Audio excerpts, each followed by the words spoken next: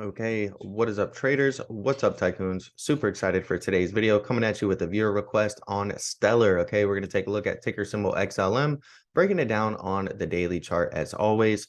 I do these viewer requests every week, so if you want to see your crypto, your token in the next video, all you've got to do is simply comment down below, and I'll be happy to make a video on it for you guys as soon as I can. Now, we're going to go over a lot in this video. We're going to go over the three major retracement levels, why they're so important.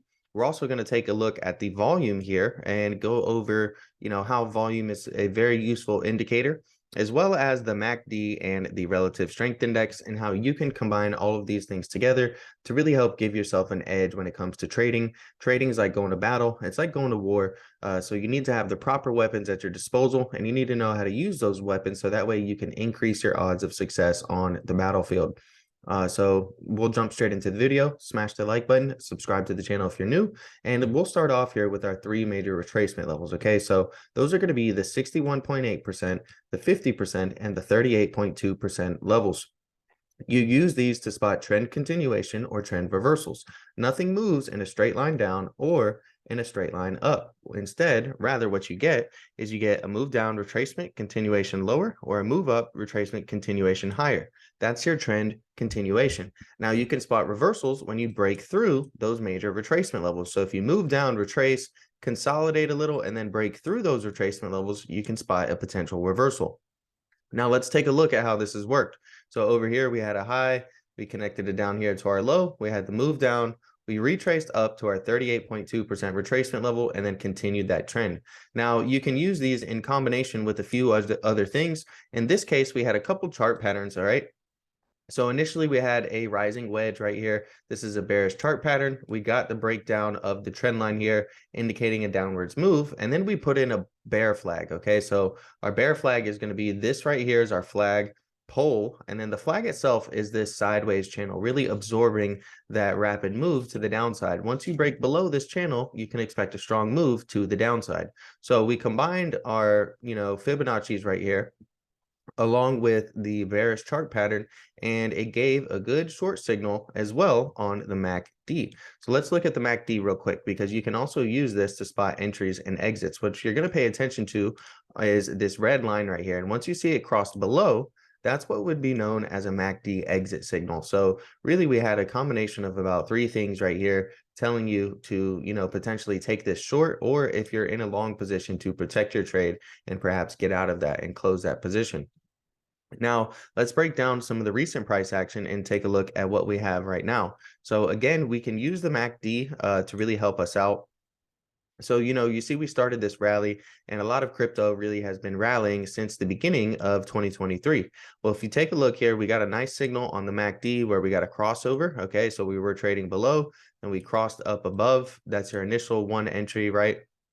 And what you want to look for on volume is, if you're looking at an upwards move, okay, you want to see volume going upwards as well. Now, same thing for a downwards move, okay? Whatever move you're looking for, whatever direction you're wanting the candlesticks to go, you want to see volume increase, right? So over here, we see we get a large increase in volume, okay, after we had all those short signals.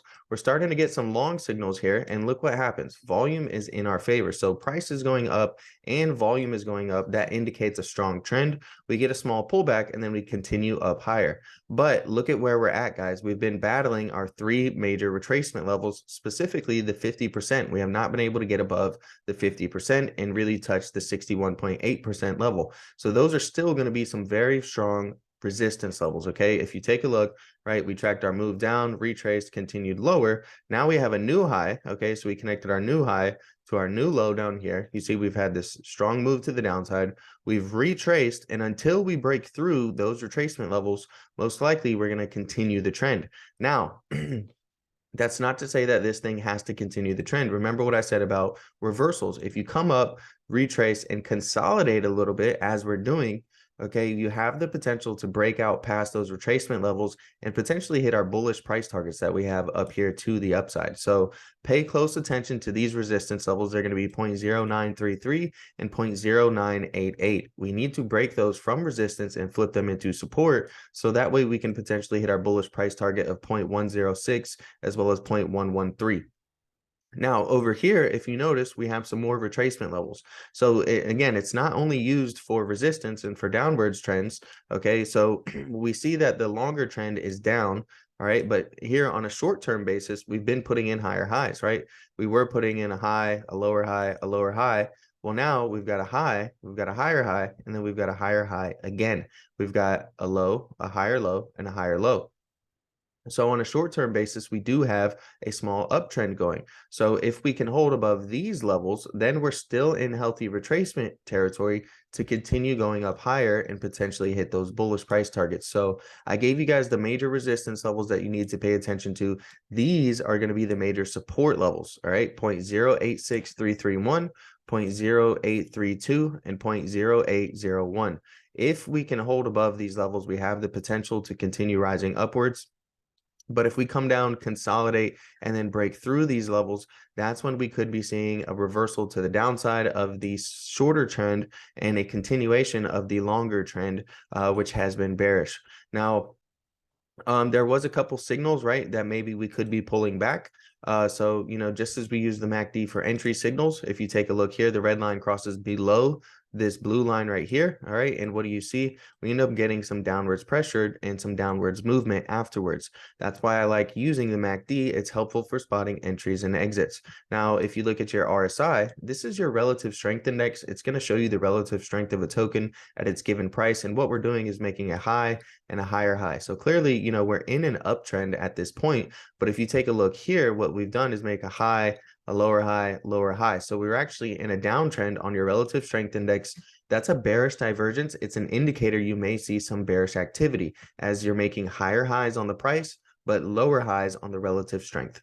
Okay, so we got a MACD sell signal, we got bearish divergence, and we've already started to see a pullback. So maybe this pullback is done and we can find support at our major retracement levels.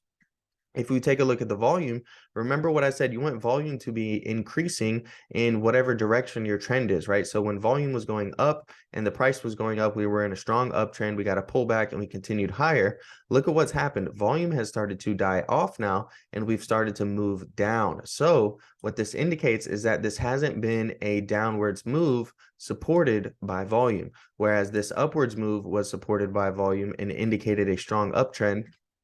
For now, this is indicating a weak downtrend as volume has continued to die off and decrease as we've pulled back. So we had a couple technical indicators, such as the MACD and the relative strength index bearish divergence, suggesting we could get a pullback, but we haven't had a very strong pullback that has been supported by volume.